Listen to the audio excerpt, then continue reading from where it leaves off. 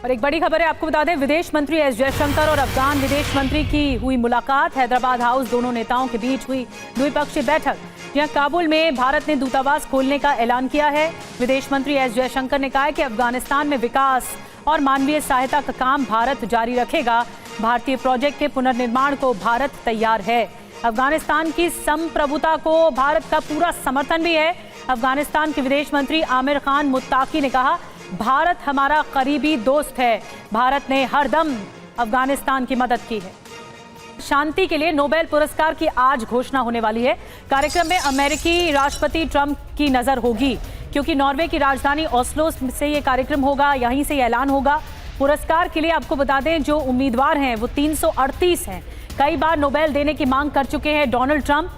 न सिर्फ Donald Trump बल्कि उनके सहयोगी भी कई ऐसे राष्ट्राध्यक्ष हैं जो नोबेल शांति पुरस्कार डोनाल्ड ट्रंप को मिलना चाहिए, इस बात के लिए पैरवी कर चुके हैं। और नॉर्वे की राजधानी ओस्लो में आज शांति के नोबेल पुरस्कार की घोषणा होने जा रही है। इस बार 338 उम्मीदवार हैं, 244 शख्स और 94 संगठन इसमें शामिल हैं। इन सब में अमेरिकी राष्ट्रपति ट्रंप सबसे ज्यादा चर्चा में हैं। कई दिनों से वो कई बार कह चुके हैं कि उन्हें यह पुरस्कार मिलना ही चाहिए, क्योंकि उन्होंने 7 युद्ध रुकवा दिए। हालांकि एक्सपर्ट्स का यह कहना है कि उनकी जीत की संभावनाएं कम हैं। पुरस्कार विजेता को 11 मिलियन स्वीडिश क्रोना यानी भारतीय करेंसी में करीब 10.5 करोड़ रुपए और सोने का मेडल और सर्टिफिकेट मिलता है। अगर एक से ज्यादा लोग जीतते हैं तो ये प्राइज मनी उनके बीच बंट जाती है। पुरस्कार 10 दिसंबर को ओस्लो में दिए जाएंगे। इस बीच आपको बता दें कि बेंजामिन नेतन्याहू लगातार चर्चा में रहे। उन्होंने ट्रंप को नोबेल देने की वकालत फिर की है। ट्रंप नोबेल पुरस्कार के हकदार हैं, बेंजामिन नेतन्याहू की ओर से कहा गया है। इजरायली प्रधानमंत्री की ओर से नेतन्याहू ने ट्रंप के साथ एआई तस्वीर भी साझा की है नोबेल शांति पुरस्कार पहने। तो डोनाल्ड ट्रंप ने पूर्व राष्ट्रपति अमेरिका के बराक ओबामा को घेरने की कोशिश की और संभावना इसलिए भी कम है। अब आपको बताते हैं कुछ वजहें हैं ट्रंप को नोबेल पुरस्कार क्या मिलेगा, क्योंकि नोबेल कमेटी बहुपक्षीय सहयोग पर जोर देती है। इजराइल हमास समझौता कमेटी की बैठक के बाद जलवायु परिवर्तन नकारने की नीति ट्रंप के खिलाफ रही।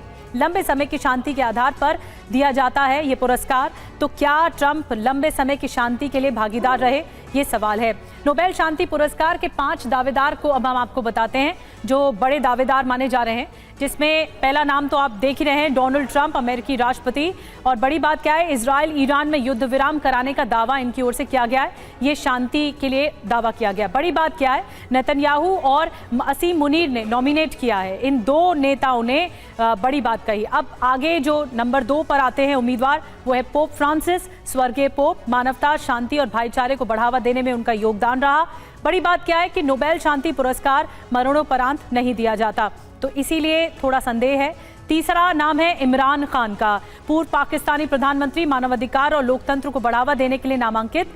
बड़ी बात क्या है, पाकिस्तान वर्ल्ड अलायंस और नॉर्वे की पार्टी से नॉमिनेट हुए हैं। जो चौथा नाम है वो है इलॉन मस्क का। देखिए, टेस्ला स्पेसएक्स के प्रमुख हैं। अभिव्यक्ति की स्वतंत्रता और शांति के समर्थन में उनको नॉमिनेट किया गया है। बड़ी बात यह है कि यूरोपीय सांसद ब्रांको ग्रिम्स ने इन्हें नॉमिनेट किया है। 5वां जो नाम है, 5वां बड़े दावेदार, वो है अनवर इब्राहिम, मलेशियाई प्रधानमंत्री। संवाद, क्षेत्रीय सद्भाव और शांतिपूर्ण कूटनीति को इन्होंने बढ़ावा दिया है।